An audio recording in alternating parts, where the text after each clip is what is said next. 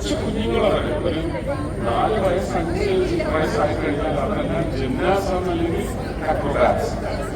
അപ്പൊ അവർക്കെല്ലാം ആ ഫ്ലെക്സിബിലിറ്റി കാലൊക്കെ ചുരുട്ടിയിട്ട് എന്റെ എല്ലാം ഒരു ധാരണ ഇത് ചെയ്യുമായിരുന്നു. Plastic girl. അപ്പോ ഒരാൾ എവിടെ നിന്ന് ഒന്ന് അറ്റാക്ക് ചെയ്താലും തിരിഞ്ഞ് മൊമെന്റസ് റിഫ്ലെക്സിന് യോഗ എല്ലാ ഗ്രൗണ്ട് സ്ട്രെച്ചിങ് എക്സസൈസസും ചെയ്യും. എന്നോട് ചോദിച്ചാൽ machines put in place to support build your whatever it is. No machines. I never go to gym. Do just the stretches and never get onto a treadmill. I have spoiled my knee joint. I'm telling you this. Knee joint എനിക്ക് തോന്നുന്ന റീപ്ലേസ്മെന്റിന് ഹോസ്പിറ്റലുകൾക്ക് ഇത്രയും booking കിട്ടിയതിന് കാരണം നമ്മൾ സൗകര്യപൂർവ്വം പുല്ലിലോ മണ്ണിലോ ഗ്രാവലിലോ നടക്കാതെ ട്രക്കിൽ കയറിയതാണ് ഈ മുട്ടിന് ഇത്രയും. I'm not taking a propaganda against major business installations like what we call what belongs to the hospital clearing industry. So see, you have nature for a bed. You have nature for traveling.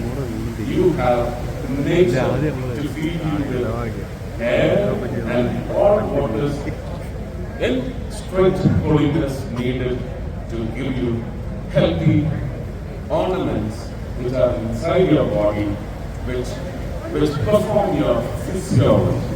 Our physiology perfect ആകാൻ 1 litre വെള്ളം കുടിച്ചാൽ അതിൽ നിന്ന് hydrated ആവാനുള്ള substances എല്ലാം വെള്ളത്തിൽ നിന്ന് എടുത്തതിനു ശേഷം അത് വെളിയിലേക്ക് തന്നത് യൂറിനേഷൻ. ഇതിനെല്ലാം ദൈവതത്വമായ ഒരു ഫിസിയോളജി നമുക്ക് ലഭിച്ചെങ്കിൽ ആ ഫിസിയോളജി സംരക്ഷിക്കുന്ന തരത്തിലായിരിക്കണം ഇന്നത്തെ ഓടിക്കുന്ന പ്രസംഗത്തിൽ ഒരുപക്ഷെ നിങ്ങൾ കഴിഞ്ഞ യൂണിറ്റ് കൗൺസിലിന്റെ മീറ്റിംഗിൽ ഞങ്ങൾക്കൊരു ഇടയ്ക്കൊരു ടീ ബ്രേക്ക് വന്നു. അവർ ചോദിച്ചാൽ പിന്നെ ഈ മൈദയുടെ പരസ്യ പൊറോട്ടയ്ക്ക് ചുരുക്കത്തില്ല. പക്ഷേ ഈ കൈവച്ച് വീശിയെടുത്ത മൈദക്കകത്തോട് വെജിറ്റബിൾ ഫ്രഷ് വെജിറ്റബിൾസിൻ്റെ വെജിറ്റബിൾസ് ഇതിനൊക്കെ തന്നതിനകത്ത് ലേശം മധുരമൊക്കെ ഉണ്ടായിരുന്നു. ഞങ്ങൾ മോദിച്ച് എല്ലാവരും കൂടി ഈ 73 പേരും പിന്നെ ഓരോ മിനിസ്ട്രിയും സെക്രട്ടറീസ്, അവരുടെ under secretaries, joint secretaries, additional secretaries, പിന്നെ സ്റ്റാഫ് എല്ലാവരും ചേർന്ന് എനിക്ക് തോന്നുന്നു 1500 പേര് പോയി കഴിച്ചിട്ട് തിരിച്ചു വന്നപ്പോൾ ഹെൽത്തിൻ്റെ മിനിസ്ട്രിയിൽ ഞങ്ങൾക്ക് ഒരു advisory in the form of A briefing and brain storming. അത് കഴിഞ്ഞ ഒട്ടനെ അതിനകത്ത് മെയിൻ എലമെന്റ് ഒബീസിറ്റിയാണ് ഡിസ്കസ് ചെയ്തത്. മോദിജി അത് കഴിഞ്ഞ അദ്ദേഹത്തിൻ്റെ ഒരു സമീപനത്തിന് പറഞ്ഞത് ഇത് മനഃപൂർവ്വമാണ് നമുക്കൊരു തീവ്രയ്ക്ക് തന്ന് നമ്മളെ കൊണ്ട് അതെല്ലാം കഴിപ്പിച്ചിട്ട് ഒബീസിറ്റി പറഞ്ഞ് നമ്മളെ പേടിപ്പിച്ചത് എന്ന് പറഞ്ഞത്. ഈ പേടി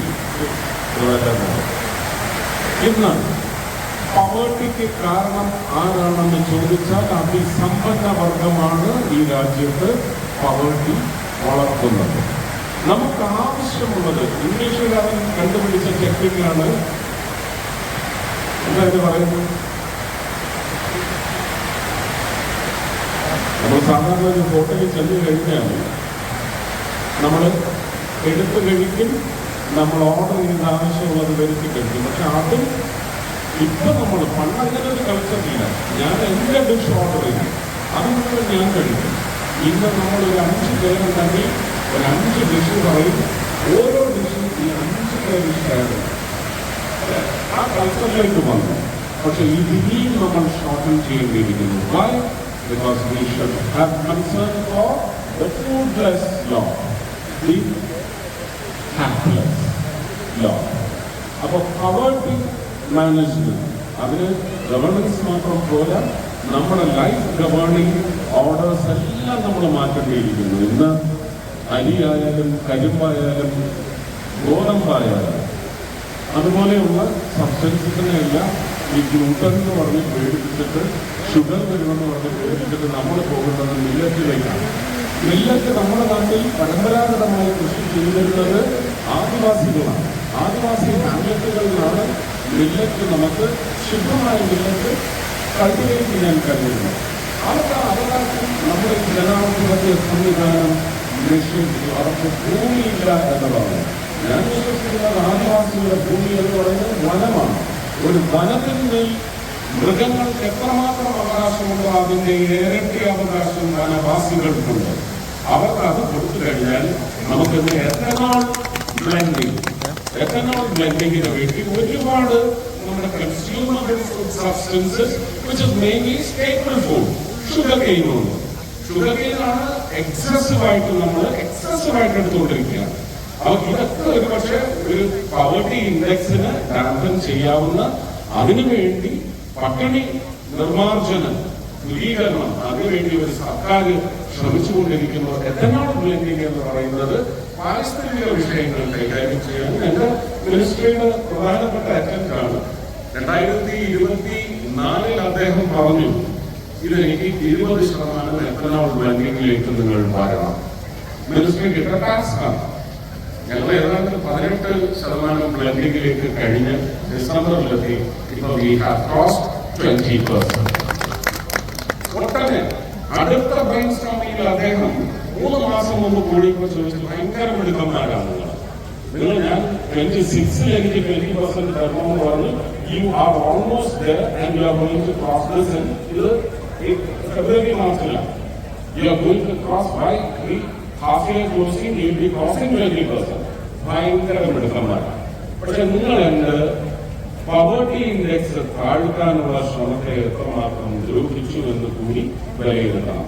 നിങ്ങൾ ഇതിനുള്ള ഒരു മറുഭക്ഷണം സൃഷ്ടിക്കാൻ ശ്രമിച്ചത്. അവിടെയാണ് ആദിവാസികൾക്കുള്ള അവകാശത്തിന്റെ ബോധം ഞങ്ങളിൽ ഉണർത്തിയത്. ആമസോൺ 500 രൂപയ്ക്കും 400 രൂപയ്ക്കും മില്ലറ്റ് വിൽക്കുന്നിടത്ത് നമ്മുടെ പാവം ആദിവാസികൾക്ക് 200 രൂപ ലാഭം കൊടുത്തുകൊണ്ട് 300 രൂപയ്ക്ക് നമുക്ക് നമ്മുടെ ആദിവാസികൾ കൾട്ടിവേറ്റ് ചെയ്യുന്ന മില്ലറ്റ് വിൽക്കാൻ സാധിച്ചാൽ ആരോഗ്യ സംരക്ഷണം, പൂർണ്ണമായ ആരോഗ്യ സംരക്ഷണം, ഡയബറ്റീസിനെതിരെ ഒരു വലിയ യുദ്ധം വിജയകരമായ, തുടക്കത്തിൽ തന്നെ വിജയകരമാവുന്ന യുദ്ധമായിരിക്കും. അത് നമുക്ക് സാക്ഷാത്കരിക്കാൻ സാധിക്കും.